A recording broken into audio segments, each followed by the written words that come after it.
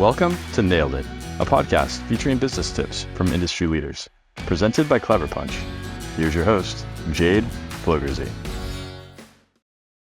All right, today on Nailed It, we're thrilled to welcome Nick Egan, an innovative leader, executive coach, and the author of Shift, The Art of Transforming Change.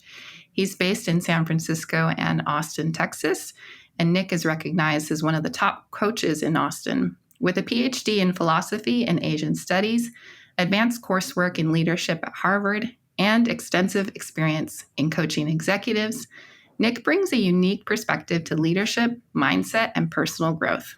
He's worked with top-tier organizations across the globe, helping leaders navigate change, unlock potential, and drive meaningful results. And Nick's approach combines his deep understanding of human behavior with practical strategies for achieving success.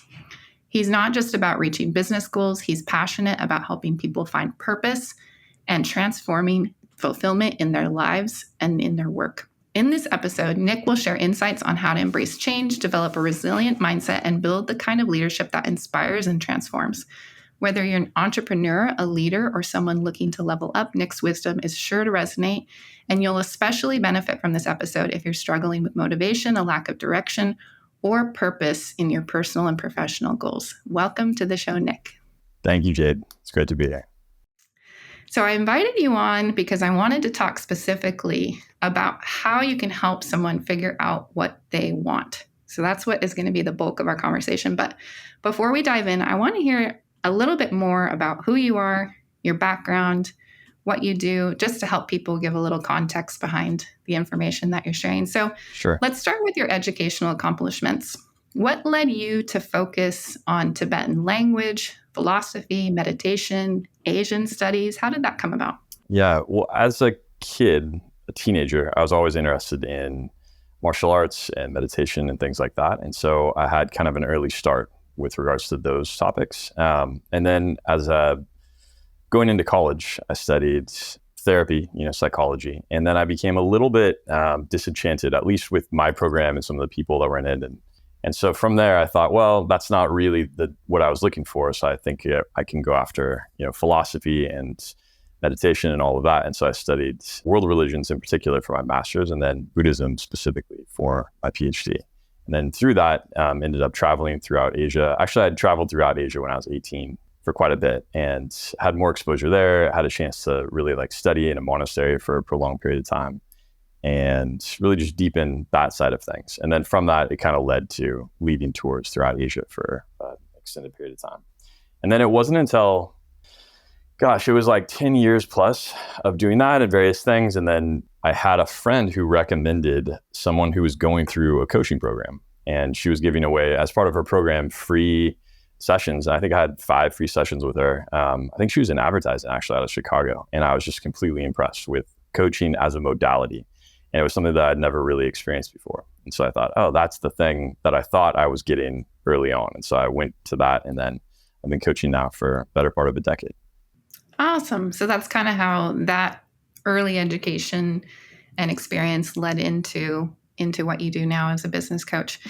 How do you feel like you have such an interesting background, like was mentioned? How do you feel like that shapes your approach to coaching? And this leads me to a question I had when I first met you was, I have a religious faith.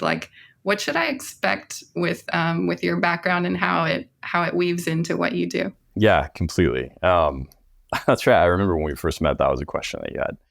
I would say my background, both academic and spiritual, it's Buddhism itself. And then, if you're studying PhD or master's level, it teaches you to analyze systems. And so I would say the thing that I use most often is that systems analysis. And so thinking through those elements, it allowed me to really get a little bit of a head start in terms of coaching, if we're talking about strategy and things like that. On the personal side, meditation and just being present and focused with people, that's the essence of coaching. I would say that's probably the essence of good therapy too, but just being present with people and not being in a hurry to deliver a bunch of value or to make sure that things are going right. Or, sometimes I talk about binder coaches. Nothing wrong with that. Nothing wrong with having a program, but it's very different sitting with somebody and allowing them to unfold their desires and their needs and their dreams and all of that, as opposed to like, I have a program that I'm going to put you through. That can work too. And sometimes we need both, but that tends to shape how I approach coaching in general.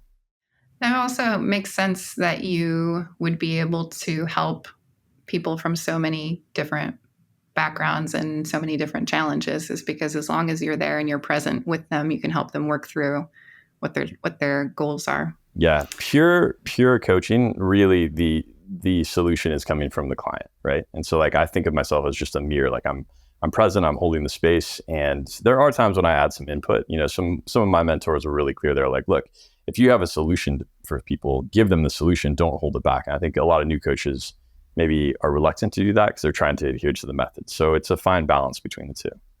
All right, let's get more into the meat of our discussion today about how to help people figure out what they want, how to help people unlock what their purpose is, what their goals are, what's the bigger picture behind their business goals, you know. And a lot of people are so familiar with start with why is kind of a concept, of a book behind that idea. Yeah. I want to talk first about why it matters. You've worked with high performers and leaders. Do you find that purpose plays a significant role in their success? I do think that purpose plays a significant role. I think even maybe more important than that is the mindset that they're bringing to the purpose. And so purpose is really important, but you need to know even the dream behind the dream. So oftentimes people will say, well, I just want to help people, or, oh, I just want to be successful, or, oh, I finally want time. And it's like, okay, well, what happens when you have those things? You know, let's imagine that you're successful, you've got millions of dollars and a whole bunch of time. Like, what are you going to do then? And so figuring out that the dream behind the dream is really crucial. And one of the easiest ways that we can do it is just think about your attainment of those things, whatever that thing is. And then it's like, oh, well, I'll finally be happy. It's like, okay, cool. You'll be happy for like a day, a week, a month, or whatever. But then what will you actually do with that happiness, or what will that allow you to do? Or what's it going to create for you? And then once you can get that dream behind the dream, usually there's like some pretty cool themes that go along with it, right? You'll find passions, interests, a deeper sense of why and fulfillment. And oftentimes one of my jobs is to help people actualize that in the moment. So it's like, oh, I love to travel. Okay, but I can't travel right now because I'm a executive, or maybe my executive job allows me to travel in certain ways. What are a few things that you can do to bring that feeling in more, whatever that thing is that you're looking for? Because one of the secrets of, I would say, the world is the more you can experience the thing it is that you want, even on a small scale, the more you get rewarded with that thing in the future. So if you're looking for like travel and happiness and all of that, how can you make that a part of your weekly life? Maybe you're not going to France every week, but maybe there's some element of discovery and newness. Do most clients come to you knowing what they want, or is that something that you have to work on in the beginning? I won't say every. Most clients, even if they think they know what they want, they don't actually. Most clients, if I'm doing this kind of discussion where it's like, you know, let's find the dream behind the dream, they will say things like, wow, I've never thought of that before, or no one's ever asked me that, or I need to take some time to think that through. So you can tell by how it's like a show-stopping kind of conversation. Yeah, very rarely do people come with that fully formed. I would say almost never. The flip side of this is too, sometimes I'll talk to people and they'll say, well, I don't need to work with a coach until I really understand what I want. It's like, well, that is a big part of what the coaching journey is about. And if most people don't know what they want when they first start working with you, why are they coming to you? Usually it's either they're trying to optimize in some way, or there's a problem that's painful in some way. And those two things are kind of two sides of the same coin. And so usually they are trying to grow in some capacity. It could be leadership, it could be their actual business, or there's like something is going wrong. Like they're too stressed, there's not enough time. They see like they're going to go off a cliff pretty soon. Or maybe the business isn't working, or maybe like a leadership difficulty, things like that. Why wouldn't it work to just start working on their problems? Why is this such an important factor for you with the clients and how you help people?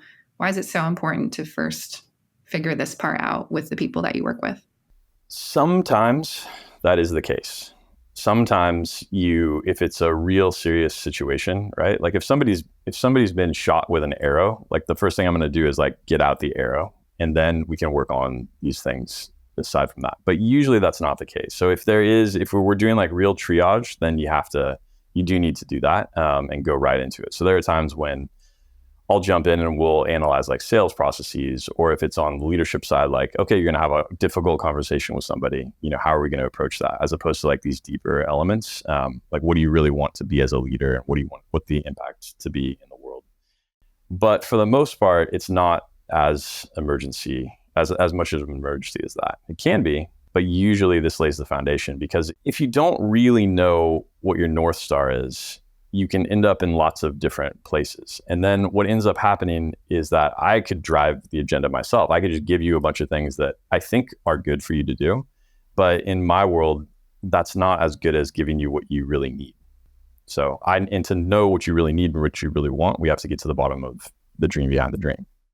So a client comes to you and they are lacking purpose. They don't know what they want, big picture. Maybe they have some business goals that are right in front of them and that are clear, but they're really struggling with the bigger picture, the dream behind the dream. So then what's your process like? How do you help people, or how can people help themselves figure out what they really want in life? Yeah, two things immediate. Imagine a best case scenario, and then think about what you would do once that best case scenario is actualized. So that means like a month, 3 months, a year after that, right? Once all the newness of that. The other side, and sometimes I use this to start off with, because sometimes people have a hard time allowing themselves to dream in the positive, but everybody has a pretty easy time knowing what they don't want. And so then what I'll do is I'll say, okay, let's do the opposite of that. Or sometimes I'll start with this and just say, like, what's worst case scenario? Is worst case scenario that you lose your job, or is worst case scenario that you're stuck in your job, right? Is worst case scenario that you have a bunch of money and no time, or is worst case scenario that you have all this time and no money? What is it? What are sometimes coaches talk about like your core values. I don't like that terminology, even though I do a lot of that work, because core values tends to mean like a moral approach. It just means your priorities and interests, right? The things that really light you up. Like one of my core values is like travel and adventure, right? That's a thing that I really, really like. It's not like a moral thing. So what I would suggest to somebody listening is start with either the best case scenario and then ask like a then what. And if that's challenging, or maybe in addition to, start with like a worst case scenario and think about, what are the things that make you feel trapped and horrible and all of that. And then you can work from there. Like it's just simple, like designing backwards, like what you need to do from there. Is this typically a conversation that you have? Do you do exercises? Are there tools that you like using to help unlock this potential in people? My style is very, very conversational. There are tools that you can use, and you can have people do, like if you look up, core value lists, that's one way to get to this. Start with why. That book has some elements of this for sure. I personally tend to think conversations are the most fruitful and the fastest. Even if it takes, 3 conversations, we're going to get there, right? But that's very much dependent on my style. Like I like that. I like sort of a casual style. Is there any misconceptions that people have when they're finding their purpose, or any kind of like barriers in their mindset that you run into a lot? Yeah, 2 big ones around purpose. One is that oftentimes people have a purpose that's just been given to them, right? They think like, I need to be a good person, whatever that means, right? And I'm not saying don't be a good person, but that's not really the thing that's like the most lighting you up, right? So they have these outside ideas coming from school or parents or whatever, oftentimes parents like, go be a doctor. It's like, well, do you really want to be a doctor? And it doesn't mean you can't become a doctor in a way that's most fulfilling to you, but it's thinking about externals versus like what's really inside of you. So that's number one, is like not having external influence that kind of blinds you to what really lights you up. And then the other piece is not having the confidence or the faith. Confidence is maybe a better word here, that the thing that does most light you up, the thing that brings you the most joy, is sort of the thing that you are supposed to be doing. Like there's a really cool, almost like mystical alignment to that. Like as you get closer to the things that more light you up, the world rewards you in capacity in direct connection with that, if that makes sense. So those are 2 misconceptions. I would say the other piece on purpose is people think it has to be super grand, and it doesn't have to be super grand. It can just be like, look, I love adventure and travel. Let's like explore that as a purpose, right? So yeah. How often is your client's purpose also their career? Do you encourage clients for those things to be separate, or is it often that they're one and the same? As much as possible, you want to integrate elements of that purpose. It doesn't mean you always can. Like I have leaders all the time that are more emergent leaders, and it's sometimes hard for them because they don't have freedom over exactly what they're doing. On the entrepreneur side, it's a little bit easier because usually they have like an interest, they have more control over their reality. So the ideal is to have those two things lined up, but we take what we can get, right? Until we have a plan to move it past that limitation. Where does money play into this and the conversation around wealth? It's an interesting one. Money is a very useful way to measure success, right? And I would say it also provides some degree of freedom, but it can be a hindrance in the sense that like people will tell themselves a story that, oh, I can't do X because of money. It's like, well, okay, maybe you can't do that thing. What can you do that's similar to that thing? Or how might you get to that end goal? So money is an important part of it. And it's not the only part. And for some people, it is, though. Like for some people, it's not the why exactly. There's a why behind it. There's a dream behind the dream. But they really do want to get to higher levels of, financial success and security. And so that's a big part of it, especially when I'm working with entrepreneur clients. But I'll tell you, on the flip side of it, I was just working actually yesterday with a client. He's a high-level executive at a Fortune 500 company. And some of his money stuff was actually comes from a sense of like lack or scarcity. And so what some of the work that we do is like, look, you actually have enough money right now. It's just, there's like the difference between 15 million and 25 million is like negligible for your own well-being. And so how do we adjust your perception to meet the reality of it? So that's a possibility too. Do you have you had experiences with clients where they come to you one way with their mindset, with lacking clarity, lacking purpose? And then what are some examples that you've seen in transforming people? I would say almost always, with a few exceptions. Like if there are sometimes I get clients that it's like, I just want to become a tactically better leader. And that's okay too, right? But usually there's some level of internal transformation even with that. Like we're not doing a whole life kind of transformation or a whole business transformation.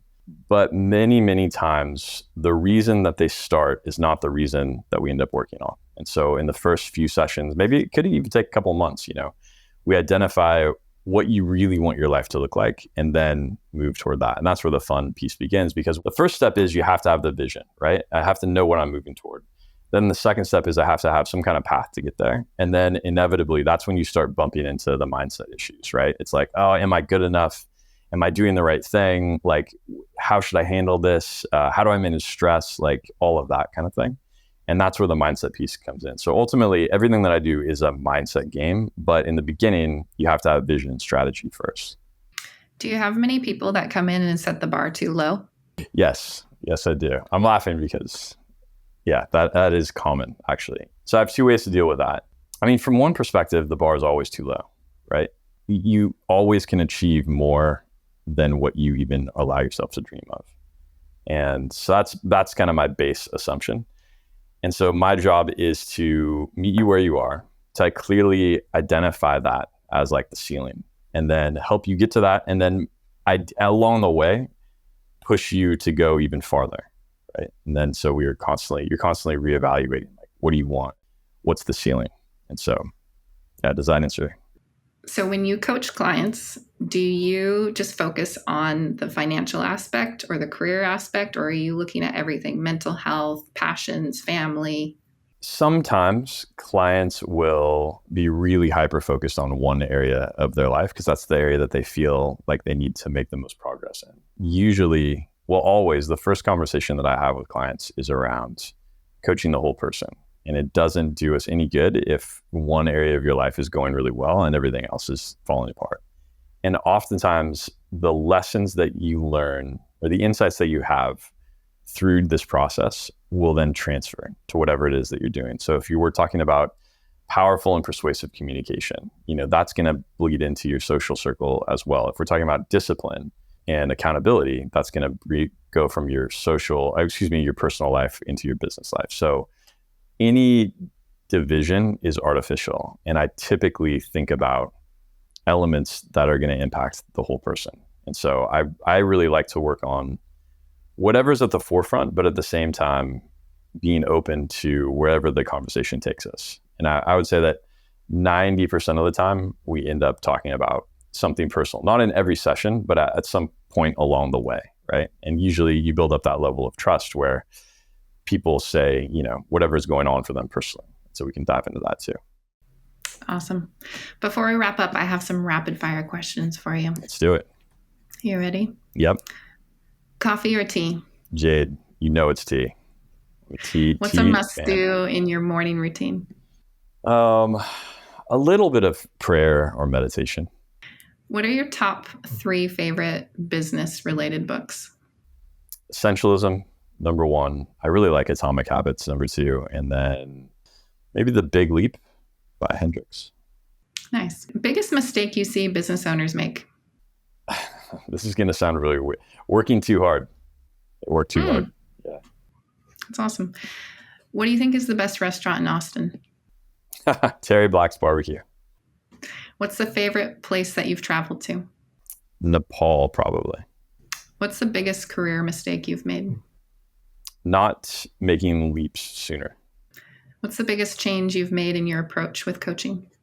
Trusting the client's wisdom and the process. Are you a ninja?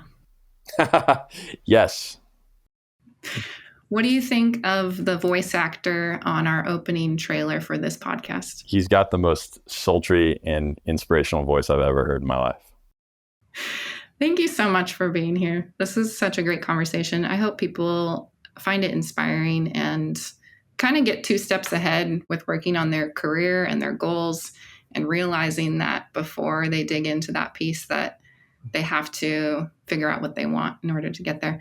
If someone would like to talk with you more specifically about their business, their career goals, what's the best way to contact you? Yeah, well, thank you for having me on. It's been a real pleasure. And I'm really excited for this podcast. I think it's going to be great, or will continue to be great. And best way to contact me, my personal website is Nick Egan, PhD, NickEgan, PhD.com. You can submit a form there. I see everything that comes through. I'm on LinkedIn a lot, so you can just contact me on messaging on LinkedIn. And then if you're looking for more of a corporate type of solution, if it's like group coaching or speaking or things like that, trainings, then it's shiftleadership.group. So any of those will work. Awesome. Thanks so much. Yeah, thank you.